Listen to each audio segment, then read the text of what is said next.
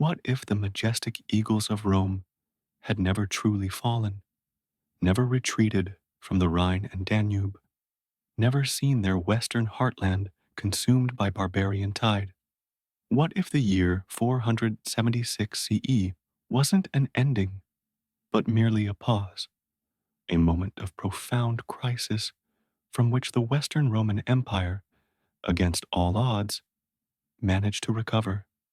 This is the story of a world reshaped, a future born from a resilience history denied. The air in Ravenna was thick with tension in 476 CE. Odoacer, the Syrian chieftain, demanded land, and young Romulus Augustulus, a puppet emperor, stood powerless. But in this timeline, a different hand guided the imperial scepter. Emperor Julius Nepos, exiled but not forgotten, had been meticulously plotting his return from Dalmatia. He had secretly cultivated alliances with Gothic federates weary of Odoacer's growing ambition, promising them legitimate Roman land grants in exchange for their loyalty. His agents sowed discord among Odoacer's diverse mercenary force, whispering of Nepos's diplomatic skill and the enduring legitimacy of the Roman name. The final strike wasn't a military clash, but a political coup orchestrated by Nepos's network within Odoacer's own ranks, leading to the Syrians' bloodless arrest and exile, rather than the violent deposition of Romulus Augustulus. With Odoacer neutralized, Julius Nepos, now indisputably Emperor of the West, faced a daunting task: restoring credibility to the beleaguered imperial administration. His first act was the Edict of Restoration, issued from Rome, not Ravenna. This decree abolished the practice of installing child emperors, declared a general amnesty for Roman citizens who had collaborated with Odoacer under duress, and most crucially, promised land and citizenship to those federates who swore an oath of fealty directly to the emperor and upheld Roman law. This was a shrewd move, formalizing existing arrangements and turning potential enemies into vested stakeholders in the empire's survival. The immediate effect was a significant influx of barbarian warriors into the legitimate Roman legions, their loyalty now tied to imperial decree rather functions. Nepos understood that reconquering lost territories was impractical. Instead, he negotiated a series of strategic agreements. The Visigoths in Hispania and Gaul, and the Vandals in North Africa, were recognized not as independent kingdoms, but as powerful foederati under nominal Roman suzerainty. In exchange for formal recognition of their landholdings and exemption from certain taxes, they pledged military service to Rome when called upon and allowed Roman civil administration to continue functioning in their territories, albeit with reduced authority. This pragmatic compromise, though initially unpopular with hardline Roman senators, stemmed the tide of attrition and allowed the empire to stabilize its core territories in Italy, Sicily, and parts of Gaul. For the next few decades, the Western Empire experienced a period of relative stability, dubbed the Pax Romana Nova by later historians. This wasn't the peace enforced by overwhelming military might of old, but rather a fragile peace built on diplomacy, economic interdependence, and the shared recognition of Roman law. Trade routes, though diminished, began to flourish again under imperial protection, and cities, though smaller, saw slow growth. The focus shifted from conquest to internal consolidation and the careful management of barbarian populations now integrated within the empire's loosely defined borders. The bureaucracy, streamlined by decades of crisis, became more efficient, if less grand. One of the most significant Long-term consequences of the empire's survival was the uninterrupted evolution of Roman law. Emperor Justinian, in the East, still compiled his Corpus Juris Civilis, but its reception in the West was more organic and immediate. Western jurists, building on an unbroken tradition, continued to refine and adapt existing Roman legal principles to the evolving realities of a multi-ethnic empire. This led to a more flexible and robust legal system capable of incorporating elements of Germanic customary law while maintaining core Roman principles of property rights, contract, and justice. This legal continuity became a unifying force, binding disparate peoples under a common rule of law. The continued presence of a strong Western emperor prevented the unchecked rise of papal temporal power that occurred in our timeline. While the Bishop of Rome held significant spiritual authority, he remained firmly subservient to imperial decree in secular matters. This led to a different form of church-state relations, one where the emperor often convened church councils, appointed bishops, and actively intervened in doctrinal disputes, much like his Eastern counterpart. This imperial oversight fostered a more cohesive, albeit less independent, Western Church. Theological disputes were often resolved more swiftly, and the Church's immense wealth was sometimes directed towards imperial projects like infrastructure repair or military upkeep, while the empire's survival ensured the preservation of Roman engineering and scientific knowledge. It also paradoxically contributed to a certain stagnation. The vast Pax Romana Nova, with its ready supply of labor and established methods, lacked the desperate pressures that spurred innovation in a fragmented Europe. Aqueducts, roads, and fortifications were maintained, but truly revolutionary breakthroughs were slow. However, pockets of innovation did occur, particularly in military technology, driven by ongoing border skirmishes, and agriculture to feed a recovering population. Watermills became more common, and rudimentary wind power began to be explored for grinding grain, building upon Heron's principles that never truly vanished. The strategic compromise with the foederati allowed the empire to gradually re-establish stronger garrisons along the Rhine and Danube. No longer simply abandoned, these frontiers became zones of intense cultural exchange and military integration. Roman forts were rebuilt, albeit often smaller and more adaptable, and manned by legions composed of both Roman citizens and loyal Germanic auxiliaries.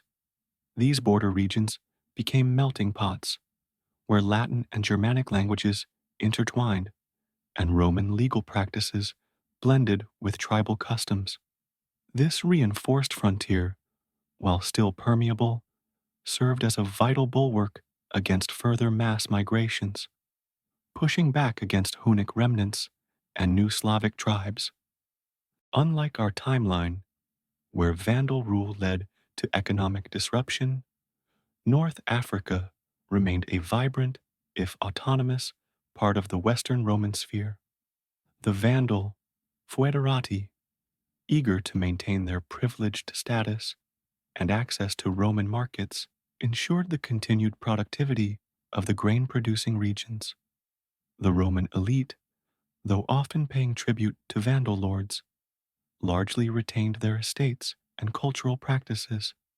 This continuous flow of African grain and olive oil was crucial for sustaining the population of Italy and Rome itself, preventing the severe famines that plagued our history's early medieval period.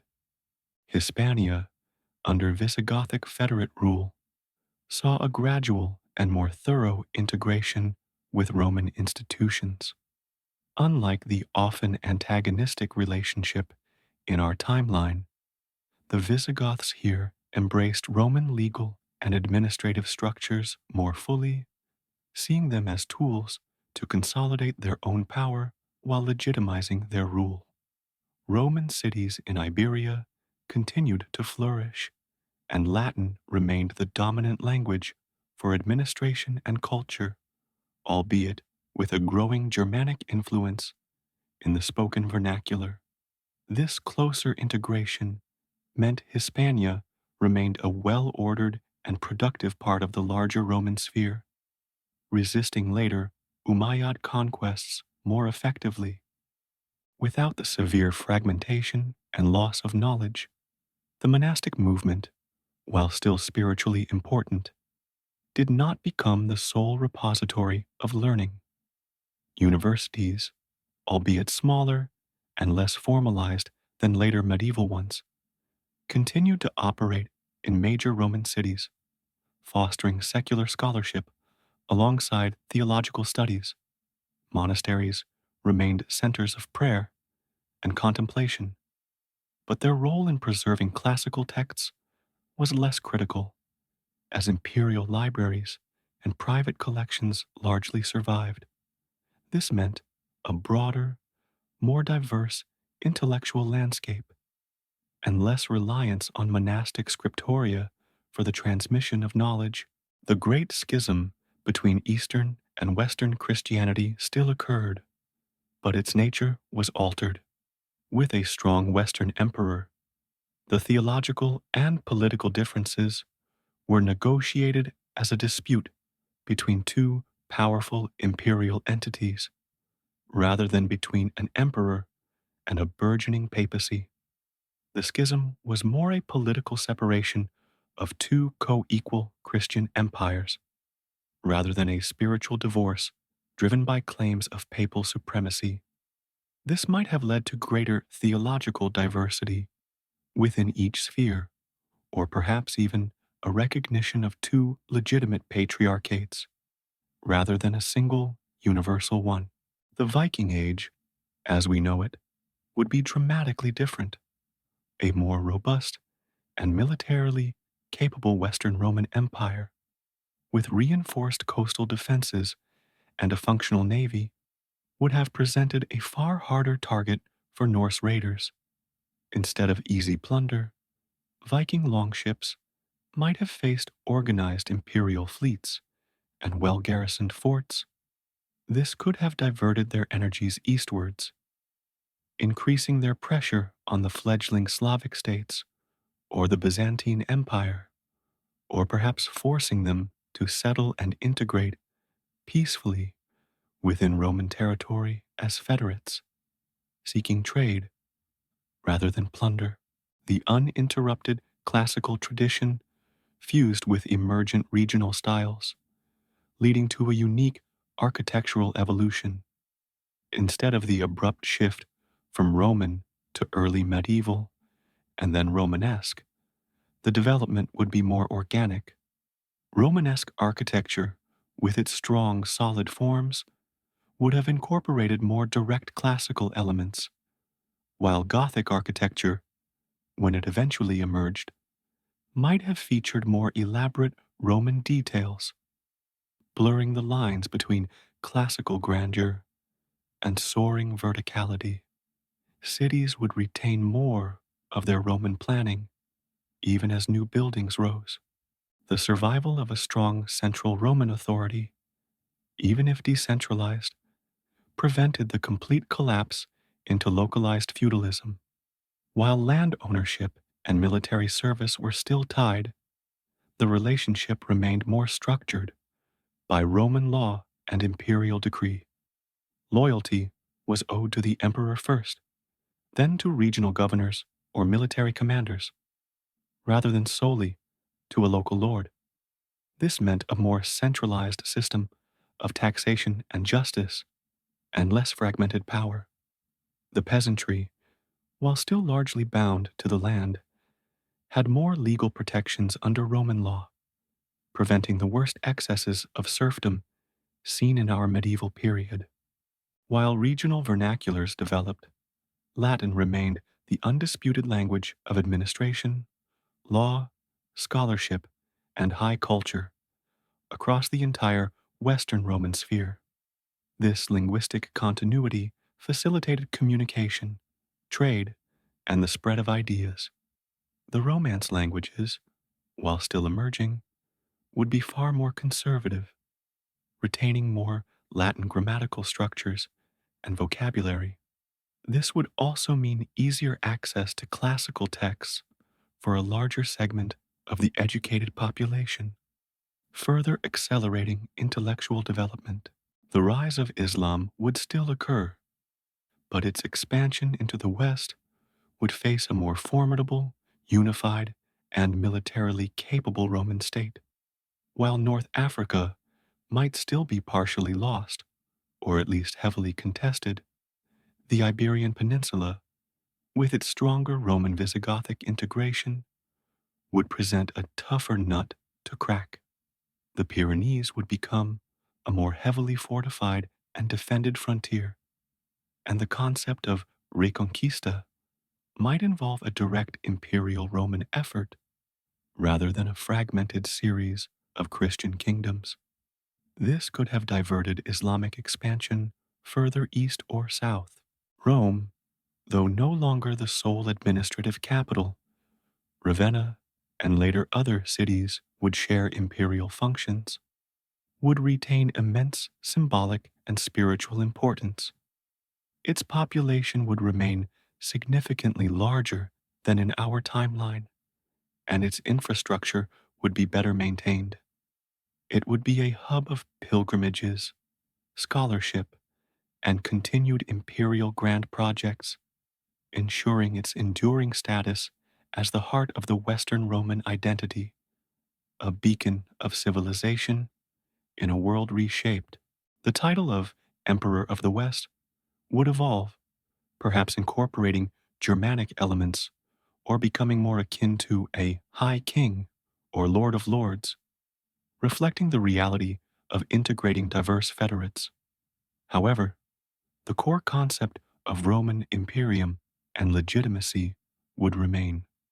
Successive emperors would still claim descent or legitimacy from the original line, creating a complex but enduring dynastic and legal tradition that binds the diverse territories. With an unbroken chain of classical learning, the intellectual landscape of the West would be far more advanced. The rediscovery of Greek philosophy and science in the High Middle Ages would be unnecessary. Instead, scholars would continuously build upon the foundations laid by antiquity. This could lead to an earlier embrace of empirical observation, systematic experimentation, and a more rational approach to understanding the natural world, potentially jump-starting something akin to the scientific revolution centuries earlier than our own. The knowledge of classical geography, combined with more advanced navigational tools, potentially developed centuries earlier, could lead to a different path for global exploration. Without the religious fervor of the Crusades and the push to find new routes to the East, the motives for exploration might be purely scientific or mercantile. Perhaps Roman expeditions would reach the Americas or circumnavigate Africa long before Columbus or da Gama, driven by curiosity and trade rather than religious zeal and imperial competition as we knew it. While Christianity would eventually become the dominant religion, the long survival of classical learning and institutions might have meant a more gradual and less absolute suppression of pagan practices and philosophies. Vestiges of Greco-Roman polytheism might endure in more academic or esoteric forms, alongside a dominant Christianity that is more philosophical and less dogmatic, influenced by the classical intellectual tradition. The transition to monotheism might have been less abrupt and more syncretic. The continuous development of scientific thought and the absence of a long period of intellectual regression would likely lead to an age of reason much earlier than our 18th century. Enlightenment ideals of humanism, rationalism, and individual rights could emerge in the 14th or 15th centuries, shaped by a deeper understanding of Roman law and Greek philosophy.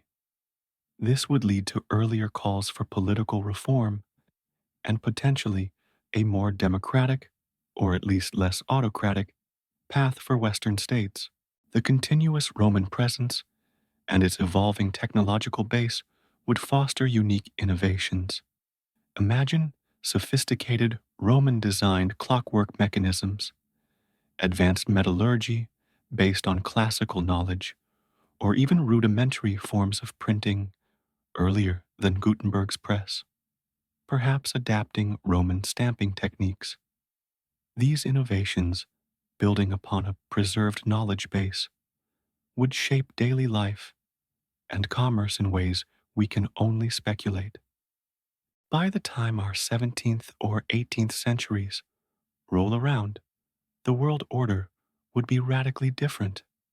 A powerful, technologically advanced Western Roman Empire, perhaps coexisting with or competing against an equally strong Byzantine East, would dominate much of the Mediterranean and parts of Europe. Colonization of other continents, if it occurred, would be under a Roman banner, with different cultural implications. The concept of Western civilization would be more overtly Roman, with Latin as its global lingua franca, rather than the fragmented, often Anglo French dominated vision of our reality. The survival of the Western Roman Empire in 476 CE paints a picture of a world both familiar and profoundly alien. It's a world where the threads of antiquity were never truly severed, where the intellectual inheritance of Greece and Rome continued to evolve, unimpeded by centuries of fragmentation and loss. We see an earlier age of reason, different paths to exploration, and a continuous legal and linguistic tradition binding diverse peoples. Yet, this alternate history also carries a weight. The very resilience of Rome might have stifled certain radical innovations that emerged from the crucible of fragmentation. Would new philosophical ideas, born from the unique struggles of the Dark Ages, ever emerge? Would the concept of individual nation states, with their distinct cultural identities, fully flourish under the enduring shadow of the imperial eagle? The unbroken Roman legacy, while a source of stability and progress, could also have been a conservative force, slowing true societal metamorphosis. This thought experiment reminds us that every historical turn, every fall or survival, carries a complex tapestry of both gains and losses, shaping not just what was, but what could never be. Thank you for taking the time to sit down with me and make this assumption. If you have any other opinions on the above issue, please leave your comments below. I will listen and respond to you as soon as I see them. Oh, and if you want us to discuss something else, you can also leave them below. Once again, thank you for listening. Have a nice day.